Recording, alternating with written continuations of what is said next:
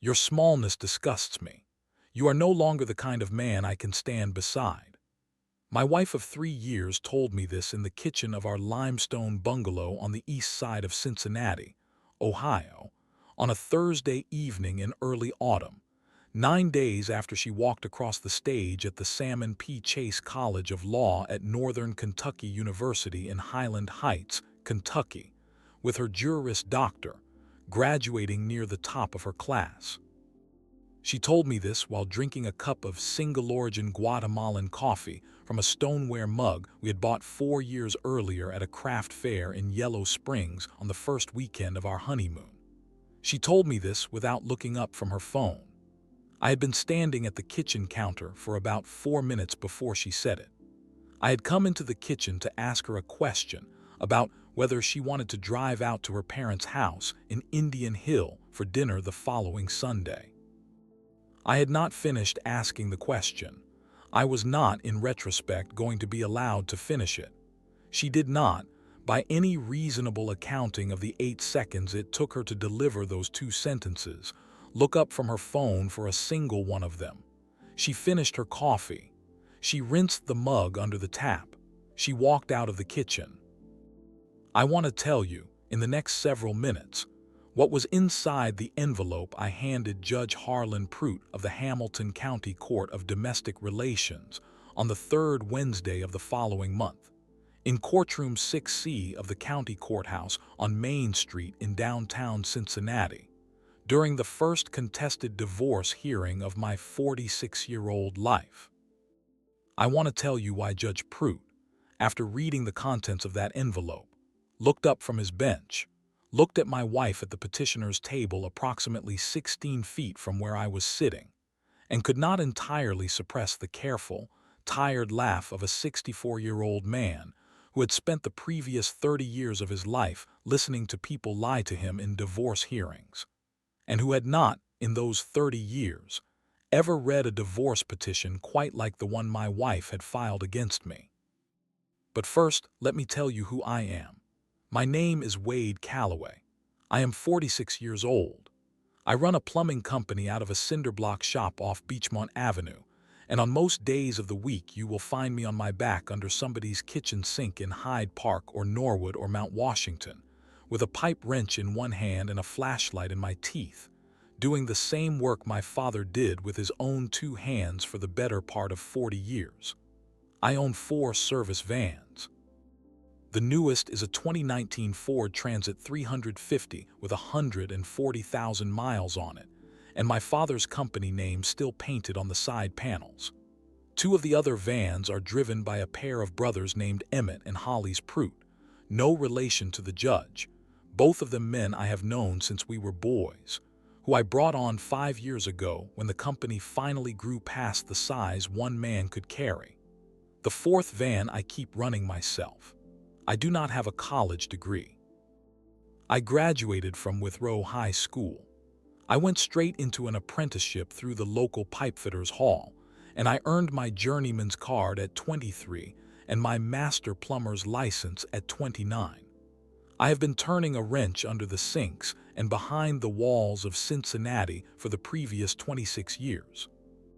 My father started the company in 1981 with 1 borrowed truck and a phone number, and he left it to me when he died 9 years ago of a heart that simply gave out one morning in the cab of that truck, in the parking lot of a hardware store, before he had finished his coffee. My wife, Sloan, until 9 days before that conversation in the kitchen, was a law student. She had just graduated with honors. By every measure the world she was preparing for cares about, she was an exceptionally accomplished young attorney. She was also, by my own quiet accounting of the previous 4 years, the woman I had funded through law school. I am going to tell you what that meant. But first, let me tell you how we met. I walked into a hardware store on a Saturday morning in the late winter, 2 years before our wedding, on Madison Road on the east side of Cincinnati. The store was an old independent place called Brandt & Sons that had been on that corner since 1953, run by a man named Gilbert Brandt who was 71 years old at the time, and who had been standing behind that same counter since he was a teenager.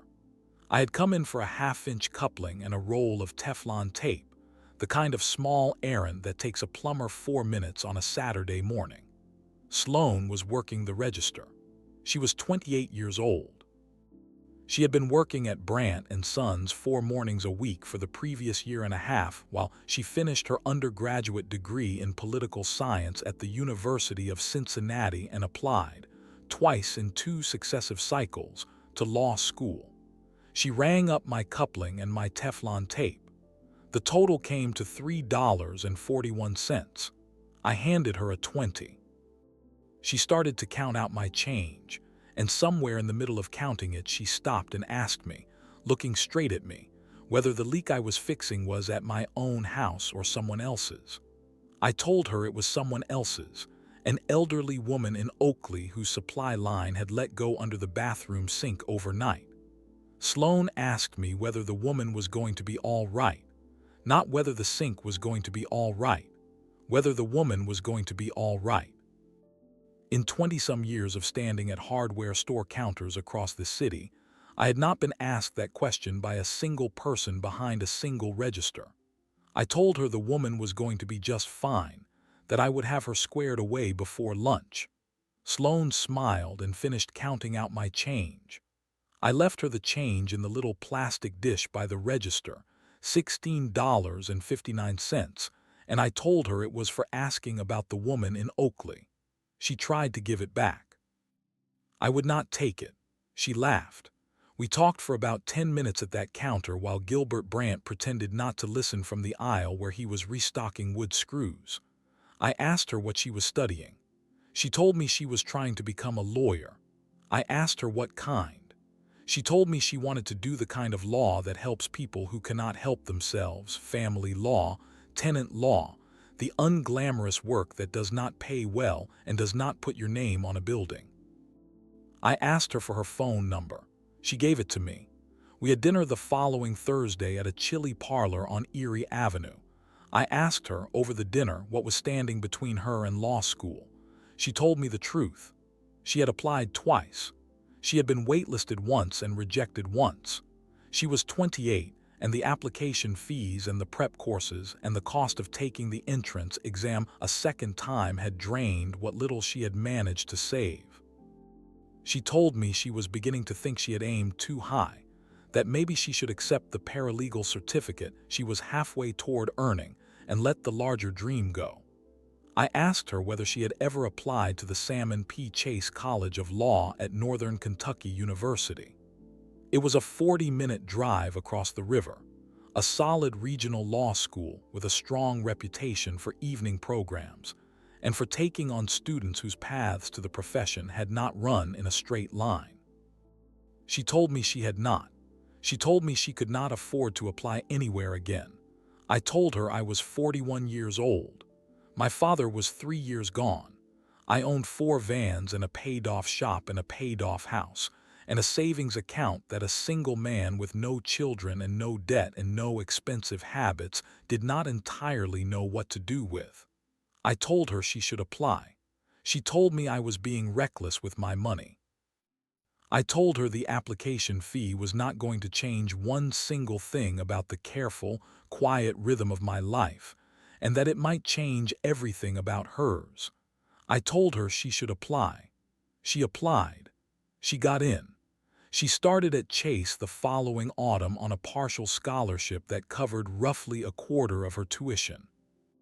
The remaining 3/4, somewhere around $38,000 a year, plus the bar prep courses and the case books that cost $200 apiece, and the laptop and the parking permits, and the steady stream of expenses a law student accumulates without quite realizing how quickly they are accumulating, was supposed to come from federal student loans, and whatever she could earn working weekend shifts at Brandt & Sons. The federal loans did not cover all of it. The weekend shifts did not cover the gap. I paid the gap. I paid the gap for the next 3 years. The gap, by my own honest accounting at the end of those 3 years, came to approximately $194,000, paid in monthly installments out of a savings account at Fifth Third Bank into an account in Sloane's name at the same bank, from which she paid her tuition, her rent on a studio apartment in Newport just across the river from her classes, her case books, her bar review course, her gas, her groceries, and the steady stream of expenses a law student accumulates without quite realizing how quickly they are accumulating. We got married in the second year of her law school. We were married at a small stone Episcopal church in Marymount with 41 people in attendance, on a Saturday afternoon in the early summer between her first and second years. Her father walked her down the aisle and shook my hand at the altar and told me quietly that he was glad his daughter had found someone steady. I want to tell you about the letter. I want to tell you about it now, before I tell you about the kitchen and the envelope and the courtroom and the laugh, because the letter is the thing that makes the rest of this story make any sense at all. Sloane wrote the letter to me in the third month of her first year of law school. She wrote it in blue ink on a sheet of paper torn from a yellow legal pad, on a Sunday night in the studio apartment in Newport I had just helped her move into. She had been upset for most of that evening. She had been upset because she had spent the weekend trying to figure out how she was going to cover the second semester's casebooks, and because she had just gotten off the phone with her father in Indian Hill, who had told her, for the third time in a year, that the family did not have the kind of money to help her the way she needed to be helped. I was sitting on the small couch in her apartment. She was sitting at the folding table she used as a desk. She wrote the letter without showing it to me as she went. She folded it in half. She walked across the room and handed it to me and sat down beside me and watched my face while I read it. The letter said, "Wade, I am writing this down because I think it is going to matter to me 10 or 20 or 50 years from now that I wrote it down tonight in my own hand, while I still know exactly who I am. If you put me through law school, and I think you are going to, because you are the kind of man who quietly puts the people he loves through law school and never once mentions the bill, then I need to make myself a promise. If I am ever the kind of woman who finishes that degree and decides that the man who paid for it is beneath her, who looks at the plain and decent life he built and calls it small, then I do not get to walk away with anything that is his. I do not get to take half of his vans. I do not get to take half of his shop. I do not get to take half of the house his father left him. I do not get to take $1 from the man I would not be a lawyer without. If you put me through law school and I ever leave you, I will pay back every cent of every check you wrote on my behalf, with interest, and I will sign away any claim to your property that the state of Ohio might otherwise hand me in a divorce. I am writing this down because I love you and because tonight, on this Sunday in this empty little apartment, I cannot imagine ever being the woman who walks away. But if I become her, I want her to read this in my own handwriting and know exactly what she owes. Sloane, age 28, Newport, Kentucky. She had signed it at the bottom in her own hand. She had dated it. I read the letter twice. I told her when I finished that I loved her and that she did not need to write a thing like this, that the money was a gift and would always be a gift, and that I was not the kind of man who needed his wife to sign a piece of paper to prove she meant what she said when she said it. She told me she knew that. She told me she was not writing the letter for me. She was writing it for herself. She told me the letter was a thing she was making on a Sunday night in a studio apartment in Newport, to be the kind of woman she wanted to be, and that if she ever stopped being that woman, she wanted there to be a record in her own handwriting of exactly what that woman had once promised. I folded the letter. I put it in my wallet.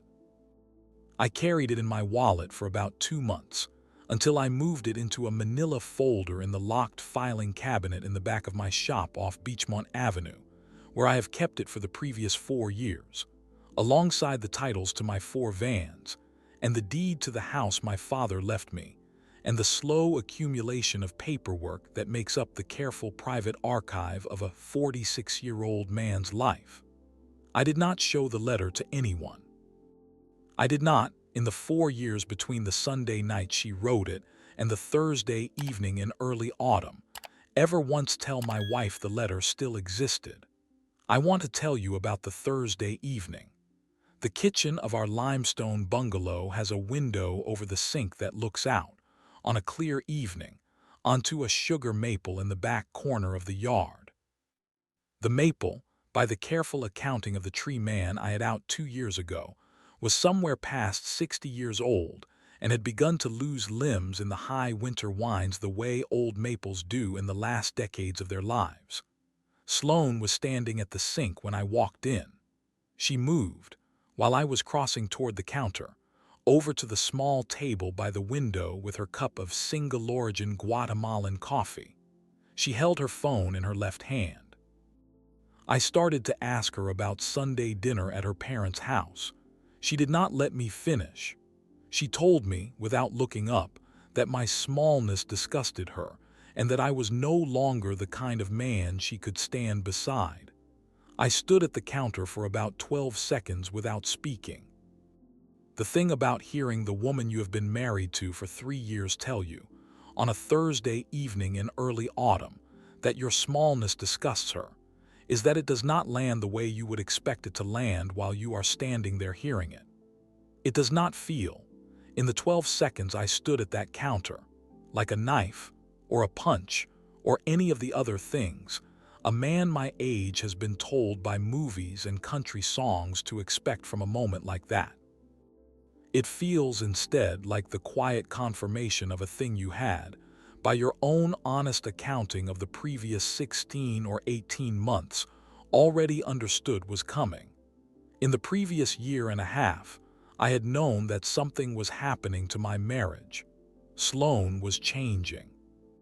The changing had started, by my best private accounting, about a year into her law school, when she joined the law review and began spending her evenings with a careful cluster of fellow students who had grown up in the kind of households that sent their children to law school as a matter of expected progression, rather than the kind of household I came from, where finishing high school and learning a trade with your hands was the whole of what a man was expected to do, and was considered, in my father's generation, entirely enough. I did not, in the 18 months between the start of the changing and the Thursday evening, ever once say anything to Sloane about what I was watching her become. I told myself the changing was a phase. I told myself she would come back around. I told myself that the woman who wrote the letter in the studio apartment in Newport was still in there somewhere, underneath the new way she talked about people who worked with their hands, underneath the small flinch I started to notice when I would show up to one of her school functions in clean work clothes because I had come straight from a job. She did not come back around. She, on that Thursday evening in early autumn, finally said out loud the thing she had been quietly thinking for the better part of a year. I asked her, after the 12 seconds, what she meant. She told me, without looking up. She told me she had filed for divorce that morning, with an attorney she had retained 4 months earlier. She told me her attorney would be filing for half of the plumbing company, half of the equity in the house, and a continuing spousal support payment of $3,000 a month for the next 7 years, to cover, she said, the adjustments she would need to make while she settled into the associate position she had accepted at a firm downtown.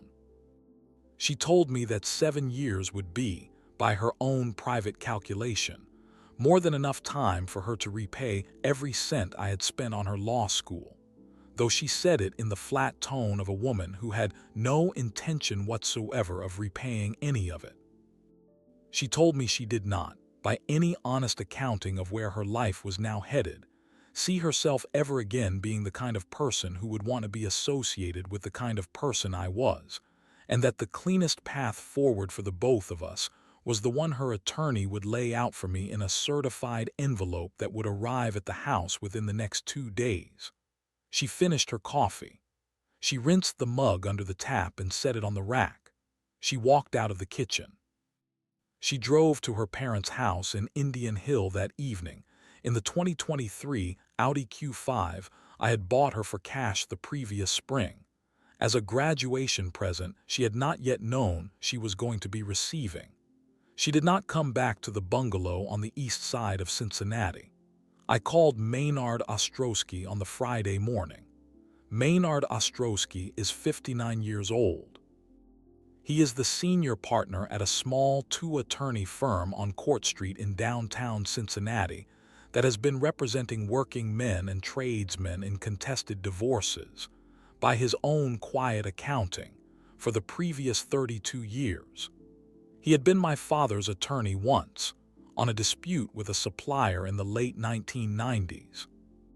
He had also, as it happened, been a regular customer at Brandt & Sons during the same period Sloan was working the register there, and on one of the early dinners Sloan and I shared at the Chili Parlor on Erie Avenue, he had stopped by our table and told me that Sloan struck him as the kind of sharp, decent young woman he hoped his own granddaughters would grow up to be. I told Maynard, on the Friday morning, what had happened in the kitchen. He asked me to come down to his office. I drove to Court Street. I sat down across the scarred wooden desk in his office, the same kind of desk my father might have sat across 30 years earlier, and I told him the whole of it. I told him about the meeting at Brandt & Sons and the dinner at the Chili Parlor and the application to Chase and the $194,000 I had paid out of the account at Fifth Third. And then I told him about the letter. His face changed. He set down his pen. He asked me in a careful and deliberate voice where the letter was now. I told him it was in the locked filing cabinet in the back of my shop, in a manila folder, where it had been for 4 years. He asked me whether I was certain it still existed, whether I had seen it recently. I told him I had seen it about 2 months earlier, when I had been digging through that cabinet for a van title, and that it was exactly where it had always been. He told me to drive straight to the shop, retrieve the letter, scan it, send it to him by encrypted email, and then put the original back in the cabinet and lock it and not touch it again. He told me he would handle everything else from there. I did exactly what he said. He called me on the Saturday evening. He told me that the letter was, in his 32 years of practicing family law in the state of Ohio, one of the cleanest pieces of evidentiary writing he had ever had cross his desk. He told me the letter was not, by any reasonable reading of Ohio law, a formal prenuptial agreement, because it had not been executed with the formalities the statute required and had not been signed in front of witnesses or notarized. But he told me it was something else. He told me it was a clear, dated, written admission against her own interest in her own hand, made freely and without any pressure from me, and that any reasonable Ohio domestic relations judge was going to take a long and careful look at it when weighing Sloan's request for half of my company, half of my house, and $3,000 a month for 7 years. He told me to be patient and to keep my mouth shut and to let him do his work. He told me to wait. I waited. I worked through the next 4 weeks the way I had worked through every other stretch of difficulty in my life, which is to say, I worked. I crawled under sinks in Hyde Park and Norwood and Mount Washington. I ran a main line replacement in Pleasant Ridge that took my crew the better part of 3 days. I drove out to the elderly woman in Oakley whose supply line I had fixed 2 years before me and Sloan ever had our first dinner, because her water heater had finally given up, and I replaced it and did not charge her for the labor, the way my father would have done it. I want to tell you what those 4 weeks were like. They were quiet. They were quiet in the way the inside of a service van gets quiet when you are driving home alone down Beachmont Avenue at the end of a long day, with nothing but the rattle of tools in the back and the slow, careful turning of your own thoughts to keep you company. I thought about Sloan.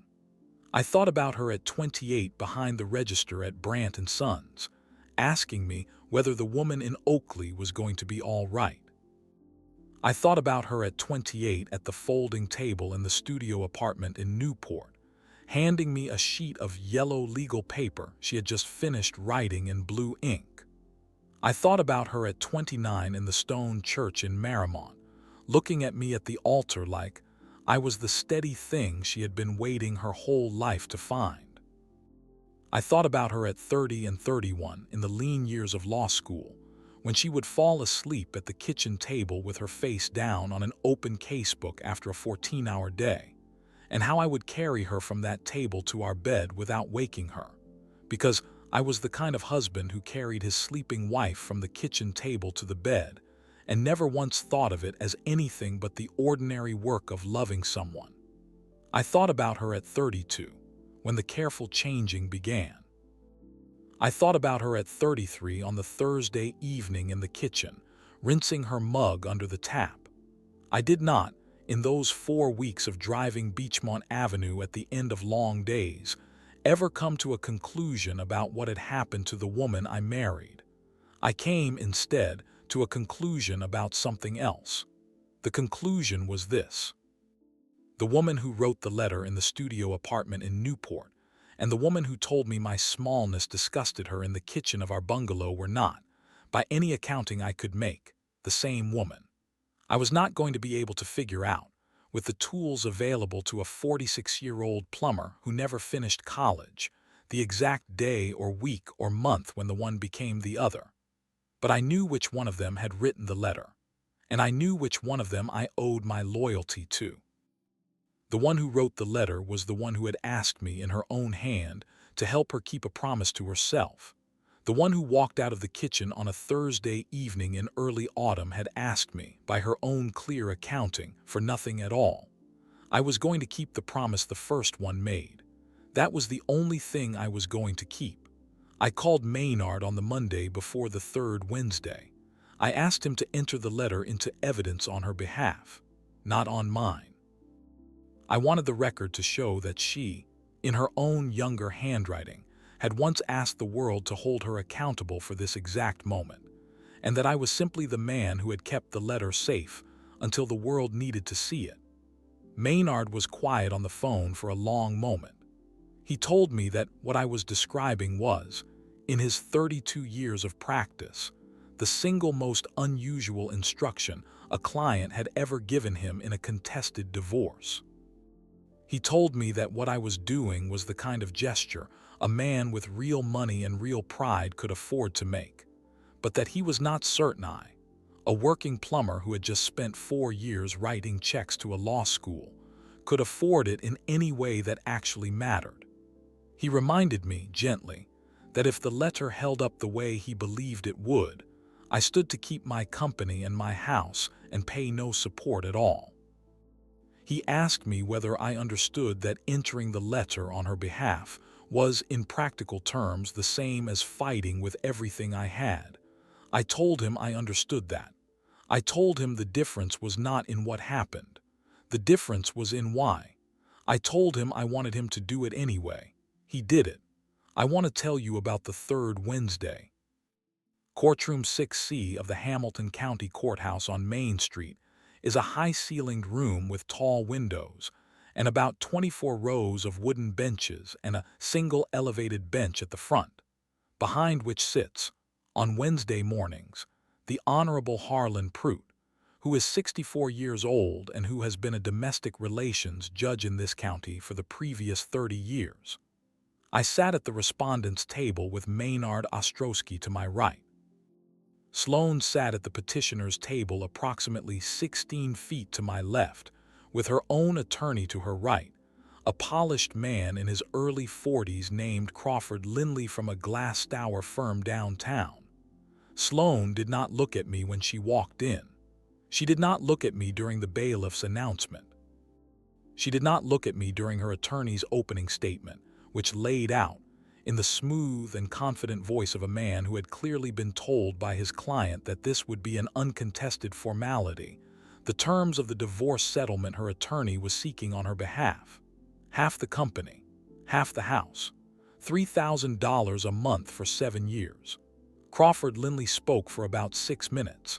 He spoke the way a man speaks when he believes he has already won. Maynard Ostrowski stood up when it was our turn. He told Judge Prout that we would, with the court's permission, be entering a single piece of evidence into the record. He told the judge it was a handwritten letter from the petitioner to the respondent, dated 4 years earlier, written and signed in the petitioner's own hand, in the presence of no witness but the respondent himself. He told the judge that the letter spoke entirely for itself, and that he would offer no argument beyond it. He walked across the courtroom. He handed me a manila envelope. I handed the envelope to the bailiff. The bailiff carried it up and handed it to Judge Prout. The judge opened the envelope. He removed the letter. He unfolded it. He read it. I watched his eyes move down the page, line by line, and I watched them slow when they reached the part about the vans and the shop and the house. He looked at the bottom of the page where Sloane's signature was. He looked at the date beside it. He looked for a long moment at the careful blue handwriting that spelled out the words, "I do not get to take half of his vans." He looked up. He looked at my wife at the petitioner's table, approximately 16 feet from where I was sitting. He looked at the polished petition her attorney had filed, lying there on the table in its crisp folder, and he could not entirely suppress a careful, tired laugh. It was not, by any reasonable accounting of what a 64-year-old Ohio domestic relations judge is permitted to do during a contested divorce hearing, an appropriate response. It was, by the judge's own immediate and careful adjustment of his expression, a response he tried to walk back almost the instant he had let it out. He did not entirely succeed. The careful, tired laugh hung in the air of courtroom 6C for about 2 full seconds before he managed to gather it back in. I want to tell you what Judge Prout did in the 11 seconds after he laughed. He set the letter down flat on his bench. He removed his reading glasses. He folded them slowly along the hinges. He set them down on top of the letter. He reached for the glass of water at the edge of his bench and took a slow, deliberate drink and set the glass back down exactly where it had been. He looked at the bailiff. He looked at the court reporter who had stopped typing. He looked at Maynard Ostrowski. He looked, last and longest, at Crawford Lindley at the petitioner's table. Then he apologized to the court. He explained, in the careful and even voice of a man who had been doing this work for 3 decades, that he had let an unprofessional reaction slip through in a moment when he should have held the neutral expression his profession required of him. He told the courtroom that his reaction did not reflect his judicial opinion of the matter before him. He told the courtroom that it was not, by any reasonable standard, the kind of reaction a man in his position was permitted to have during a divorce hearing. He apologized a second time, and then he moved on. He asked the petitioner's counsel whether his client had any knowledge, prior to the entry of this letter into the record, of the existence of the letter. Crawford Lindley turned and looked at Sloane. And Sloane went, by my own observation from 16 feet away, the particular shade of pale a person goes when they have remembered, in real time, a thing they had not allowed themselves to think about in 4 years. She leaned toward her attorney and said something to him in a voice that did not carry across the courtroom to the respondent's table. But that was reported back to me later by Maynard Ostrowski during the private conference we held in the marble hallway outside courtroom 6C. During the brief recess Judge Prout called a few minutes afterward. She told her attorney that she had written the letter when she was 28 years old, and that she had not, by her own honest admission, remembered writing it at all until the moment the judge unfolded it on his bench. She told him she had forgotten the letter existed. She told him she had forgotten the woman who wrote it existed. I do not know which of those 2 sentences was the truer one. I have thought about it a great deal since. The recess lasted about 30 minutes. Crawford Lindley came back into the courtroom and filed an immediate motion to withdraw the original petition. Judge Prout granted it. Sloane and her attorney left courtroom 6C without speaking to me, without looking at me, gathering their crisp folders into a leather bag, and walking out through the tall doors at the back. Maynard Ostrowski and I walked out of the Hamilton County Courthouse into the bright, cool afternoon of a Wednesday in late autumn. He told me he would handle the rest. I drove back to the shop. I had a water heater to install in Oakley the following morning. I want to tell you about the 6 months that followed. Sloan refiled her divorce petition about 3 weeks later through a new attorney from a different firm. The new petition was a great deal narrower than the first one. It did not ask for half of the plumbing company. It did not ask for half of the house. It did not ask for spousal support. It asked for a clean dissolution, with no division of assets, on the grounds of irreconcilable differences. Maynard and I did not contest a single line of it. The dissolution was finalized about 3 months after that. Sloan is, by my best private accounting of what I hear from a cousin of hers I am still on friendly terms with, practicing law at a mid-sized firm downtown now. Though not, I am told, the family and tenant law she once spoke about over chili on Erie Avenue. She does corporate work. She is good at it. She remarried about a year after the dissolution to a partner at her firm. She has not, in the months between the courtroom and the morning I am about to describe, contacted me. I have not contacted her. The $194,000 I paid for her law school remains, by the legal terms of the dissolution that Maynard Ostrowski negotiated on my behalf, money I have no expectation of ever recovering. I do not particularly care. I never gave it to get it back. I gave it because, for a while, I was the kind of man who quietly puts the person he loves through law school and never once mentions the bill, and I would rather have been that man and lost the money than have been a different kind of man and kept it. I want to tell you about a morning at a diner. It was about 2 weeks ago. I had finished a job out in Mount Healthy and was driving back toward the shop, and I stopped for breakfast at a diner on Hamilton Avenue that has been there since before I was born. Del Furness was in a booth near the back. Del is 53. He runs an HVAC company across town, the way his father ran one before him, and he has been my closest friend since we were both 11 years old and rode the same bus to Withrow. He waved me over. I slid into the booth across from him. We ordered coffee from a waitress named Renata, whose name tag said she had been at that diner for the previous 22 years. We ordered eggs. We ordered hash browns and rye toast. We did not, in the careful, unspoken rhythm of two tradesmen who have been eating breakfast together for the better part of 40 years, immediately start talking about anything that mattered. We talked about the weather. We talked about a compressor Del could not get a part for. We talked about Del's oldest boy, who had just made foreman at a commercial outfit downtown, which Del said with the particular quiet pride of a man watching his trade get handed forward another generation. We talked about a job I had bid on out in Wyoming that I was not sure I wanted.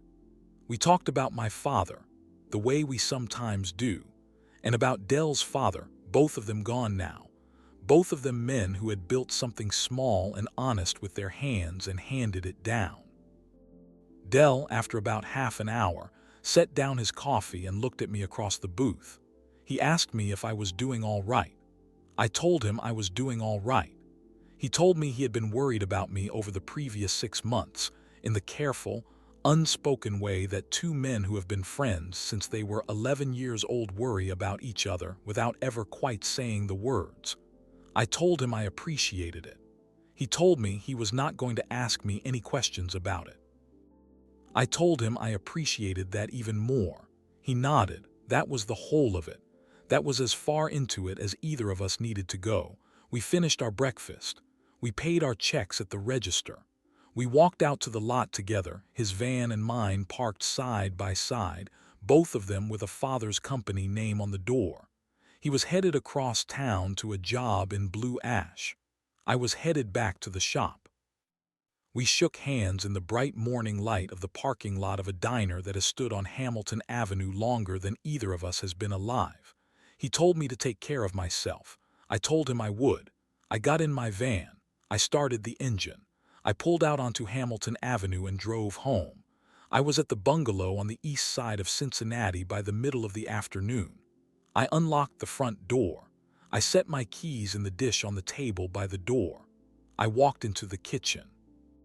I made myself a cup of coffee in the same drip machine I have been using for 15 years.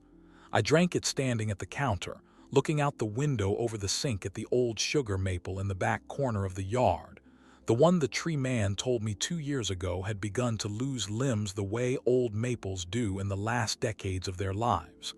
The tree was still standing. I finished my coffee. I rinsed the mug. I set it on the rack beside the sink.